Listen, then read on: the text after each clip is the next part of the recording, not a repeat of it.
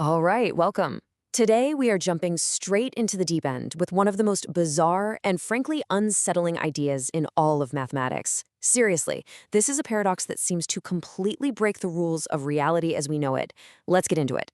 So let me start by asking you a really basic question. Can you create something out of nothing? I mean, your gut reaction, and pretty much all of physics, is going to scream no, right? You can't just poof, conjure up matter out of thin air. But what if I told you that in the purely abstract world of mathematics, the very language that underpins our universe, the answer is a definite and pretty shocking yes. And no, this isn't a riddle or a trick question. It's a genuine, proven mathematical truth, and it is weird. What we're talking about here is a kind of impossible duplication. It's like a magic trick, but it's performed with pure logic. Okay, picture this. You take one solid ball, you break it down into a handful of pieces, then you just move those pieces around in space. You're not stretching them, you're not shrinking them, and you're definitely not adding any new material. You just reassemble them, and you now have two perfect spheres, both exactly identical to the original one.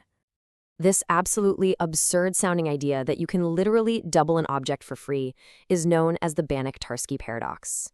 It's named after Stefan Banach and Alfred Tarski, the two mathematicians who proved it way back in the 1920s. And believe me, it sent shockwaves through the world of math. So how in the world is this mathematical heist even possible? I mean, it sounds like it completely violates the conservation of mass, one of the most fundamental laws of physics. Well, the secret is this whole thing doesn't happen in our physical world.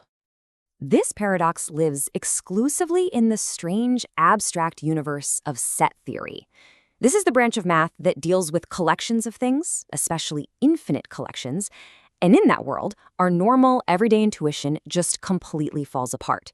Here, objects aren't made of atoms, they're made of infinite collections of points. Which, leads us to the most important question of all. If you're not cutting this sphere into normal chunks that you could, hold in your hand, then what exactly are these pieces? The secret is in the pieces themselves. They're what mathematicians call non-measurable sets. Now, don't think of them as solid chunks. A better way to imagine them is like an infinitely fine dust. Just these incredibly scattered and complex collections of points that are so intricate you can't even assign a volume to them. They have zero volume on their own. And it's that weird property that allows for this seemingly impossible rearrangement. And this brings us to the big catch. This is the moment of truth. The reason you can't use this bizarre paradox to duplicate your phone or, a bar of gold. And here's the most crucial takeaway. This paradox is a statement about abstract mathematical ideas, not about physical objects. It's a strange little quirk that exists in the world of pure logic and infinity, but it just doesn't and can't apply to our physical world. And here it is, the aha moment, right here. Think about a physical sphere, like a baseball. It's made of a finite number of atoms. It has a real measurable volume. You just physically can't slice it up into the infinitely complex, volumeless pieces that the paradox requires. But a mathematical sphere? That's just a pure concept. It's defined as having an infinite number of points, which means you can divide it up in these infinitely weird ways that make the paradox possible. Now, there is one last secret ingredient that makes this whole thing possible. It's a powerful and actually pretty controversial idea that mathematicians have been debating for more than 100 years. The entire paradox hinges on something called the axiom of choice. You can think of it as a special rule that gives mathematicians a kind of superpower. It says you're allowed to pick one item from an infinite number of sets all at once, even if you have no specific rule for which item to pick. It's this axiom, this powerful assumption that lets you construct those bizarre, non-measurable sets in the first place. Without the axiom of choice, the Banach-Tarski paradox just doesn't work. So, what's the big picture here?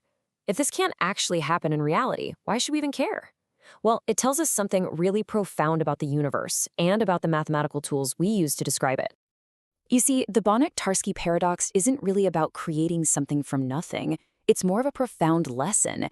It shows us that mathematics, the language we use to describe reality, can also describe things that are completely impossible in our reality. It's a stark reminder that our intuition about basic concepts like space and volume completely breaks down when we start dealing with the true weirdness of infinity. The rules of pure logic are just so much stranger than the rules of our physical world. And that leaves us with one final kind of unsettling thought to chew on. If mathematics really is the language of the universe, what does it mean when that language can describe these beautiful logical things that our reality says can't exist? What other impossible secrets are hiding out there in the equations?